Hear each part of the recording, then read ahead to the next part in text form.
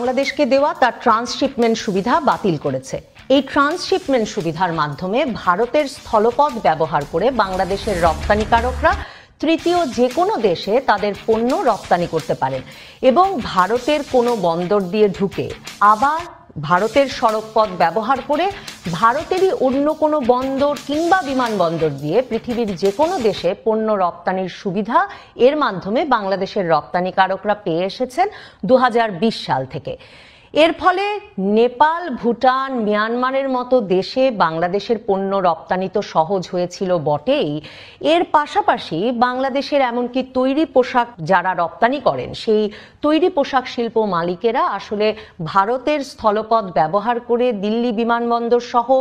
নানা সমুদ্র বন্দর এবং বিমানবন্দর ব্যবহার করে অন্য তৃতীয় দেশে তাদের পণ্য রপ্তানি করে আসছিলেন। কাজেই এই সুবিধা বাতিল হওয়ার ফলে বাংলাদেশের পণ্য রপ্তানিকারকদের খরচ এবং সময় দুইই বাড়বে। তাদেরকে বিকল্প পথ খুঁজে বের করতে হবে এখন তৃতীয় দেশে পণ্য পাঠানোর ক্ষেত্রে, এবং যে সময় এবং খরচ তার ফলে বাড়বে তাতে আসলে পণ্য মূল্য কি দাঁড়াবে সেটিও নতুন করে উদ্বেগের বিষয় হবে। ভারত তাৎক্ষণিকভাবে কার্যকর করে অকস্মাৎ এমন একটি সিদ্ধান্ত কেন নিল? ভারতের সংবাদ মাধ্যমগুলো তাদের বাণিজ্য বিশ্লেষক এবং কূটনৈতিক বিশ্লেষকদের বরাতে সরাসরি লিখছে যে ডক্টর মোহাম্মদ ইউনূস সাম্প্রতিক চীন সফরে গিয়ে ভারতের উত্তর পূর্বাঞ্চলকে ল্যান্ডলকড বা স্থলবেষ্টিত হিসেবে বর্ণনা করে এবং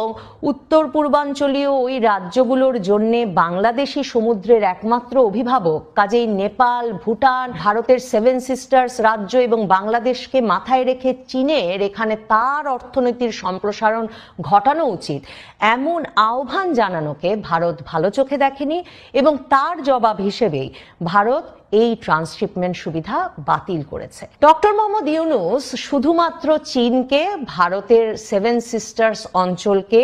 ল্যান্ডলকড হিসেবে অভিহিত করে চীনকে এই অঞ্চলে তার অর্থনীতির সম্প্রসারণ করতে বলে ভারতকে একটা নিরাপত্তা ঝুঁকির মধ্যে ফেলেছেন তাই নয়, ডক্টর মোহাম্মদ ইউনূস তার এই সফরের যে যৌথ ঘোষণা সেখানে নিশ্চিত করে এসেছেন যে ভারতের যে চিকেন নেক বলে পরিচিত নিরাপত্তা ক্ষেত্রে খুবই স্পর্শকাতর অঞ্চল হিসেবে ভারতে যেই অঞ্চলটিকে মনে করা হয় তার শিলিগুড়ি করিডোর, অর্থাৎ ভারতের মূল ভূখণ্ডের সঙ্গে ভারতের সেভেন সিস্টার্স, ভারতের উত্তর পূর্বাঞ্চলীয় 7টি রাজ্য যে অপ্রশস্ত একটি পথের মাধ্যমে সংযুক্ত,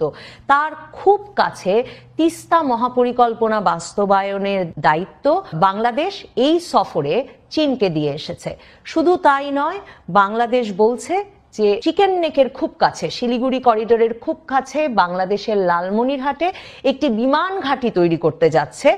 চীন, এবং সেই অবকাঠামো উন্নয়নের জন্যও চীনকে আহ্বান জানিয়ে এসেছেন বাংলাদেশের সরকার প্রধান উপদেষ্টা ডক্টর মোহাম্মদ ইউনূস। বাংলাদেশের তরফে মোংলা বন্দরকে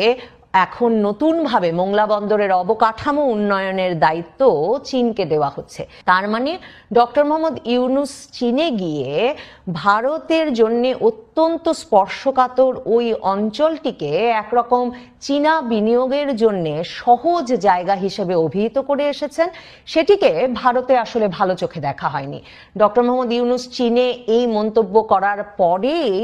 ভারতের উত্তর পূর্বাঞ্চলীয় রাজ্যের রাজনীতিবিদেরা, বিশেষ করে আসামের মুখ্যমন্ত্রী, তিনি সরাসরি কেন্দ্রীয় সরকারকে এর শক্ত জবাব দেওয়ার দাবি জানিয়েছিলেন। কিন্তু এরপর বিমস্টেক সম্মেলনে গিয়ে ভারতের রাজনীতিবিদদেরকে এবং কূটনৈতিকদেরকে বিস্মিত করে সাইডলাইনে দ্বিপাক্ষিক বৈঠক করেছেন প্রধানমন্ত্রী নরেন্দ্র মোদী ডক্টর মোহাম্মদ ইউনূসের সঙ্গে। এরপর থেকেই ভারতে আরো বেশি বিস্ময় এবং সমালোচনা বাড়ছিল যে এমন একটা পরিস্থিতিতে ডক্টর মোহাম্মদ ইউনূসের সঙ্গে কি করে ভারতের প্রধানমন্ত্রী নরেন্দ্র মোদী দ্বিপাক্ষিক বৈঠক করতে পারলেন এবং কেন